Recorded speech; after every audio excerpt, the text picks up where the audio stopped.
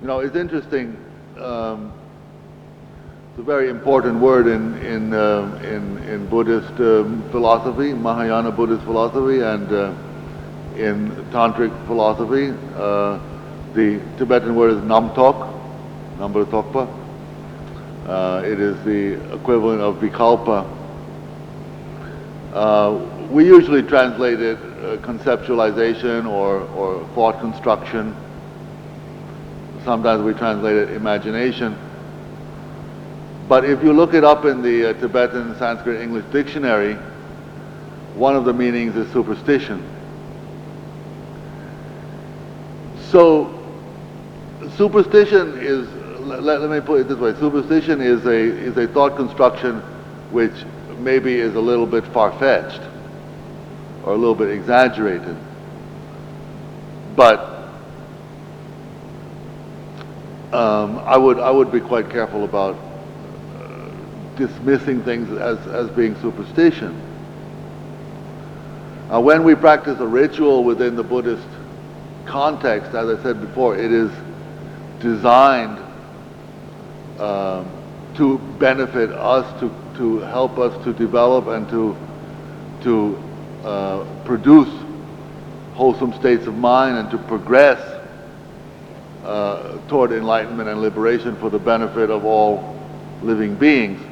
So in this context, the intention that we create with this action is a pure intention. It's an intention with a wholesome objective, with a wholesome cause and with a wholesome purpose. So in this case, the thought construction, the conceptualization is positive, it is beneficial.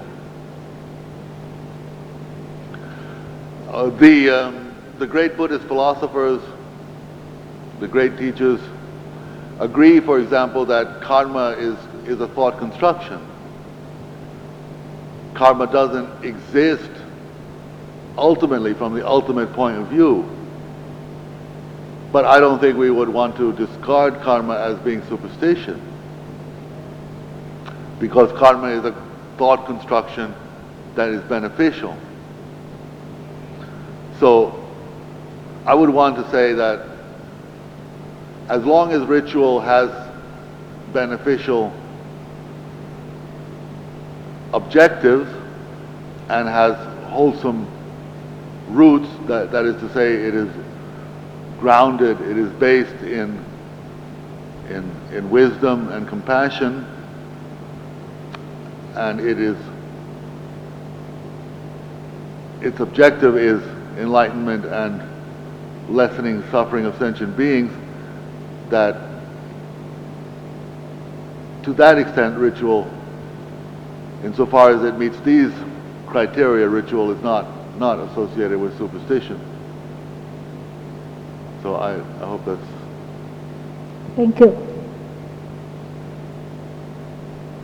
Test, Mr. Satina. With regard to what you just said, how does the propitiation ritual comes in? Well, I have to admit that the propitiation ritual, of course, is one of those, somewhat. It's an area which is open to some question. If you want to be very strictly, if you want to be very, very rigorous in your practice. But I think the correct answer to that question is that although we all know that old age, sickness, and death are inevitable realities, that they are all parts of existence, and that eventually they cannot be escaped, and so on. Still, we do ask for such things as prosperity and long life and freedom from disease, with the idea that if we have a little bit more time and a little bit a little bit less economic difficulty and a little bit better health, then we will be able to practice more earnestly, we will be able to practice more easily, we will be able to practice the Dharma more intensively. That justifies the propitiation ritual, so that whereas you do say, for example, let me invoke Tara, please may she give me good health and long life, and please may she grant me prosperity and so forth, the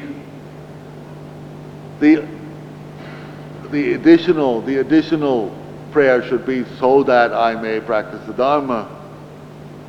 Now, of course, it's up to each and every one of us not to take the benefits and forget about practicing the Dharma.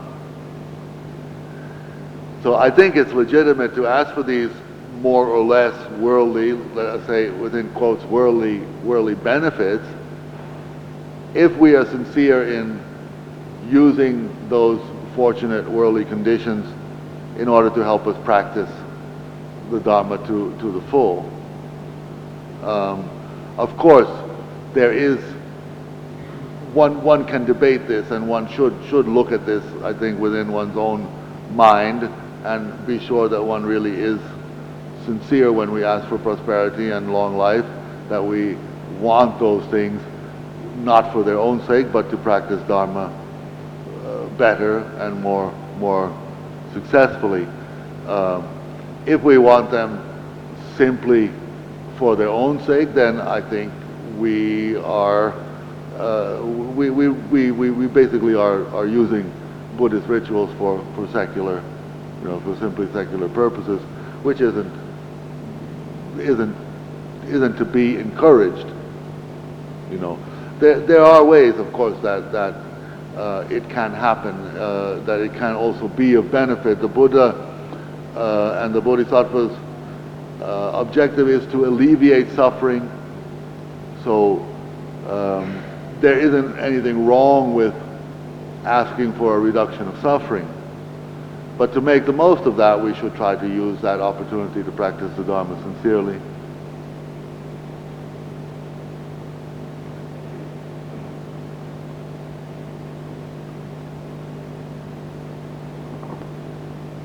Question from behind.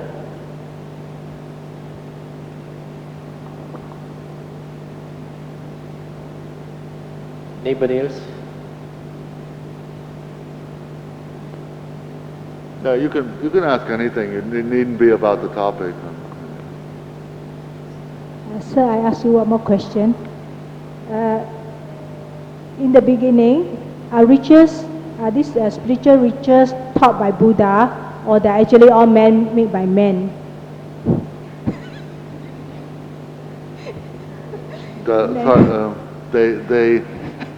They were only for men, are you saying?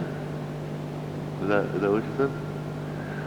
I don't think that's really true. I mean, we had the lay women going for refuge to the Buddha, Dharma, and Sangha, and then we had the establishment of the order of nuns during the time of the Buddha. I know there's been quite a lot written, and there is some comment in the canon that would seem to indicate that women were admitted to the monastic order only reluctantly, but I wouldn't put too fine a point on that. I think that we do need to keep in mind that the canon was compiled by men. So I don't think that women really were excluded from the ritual practices in the early Buddhist tradition. It's just that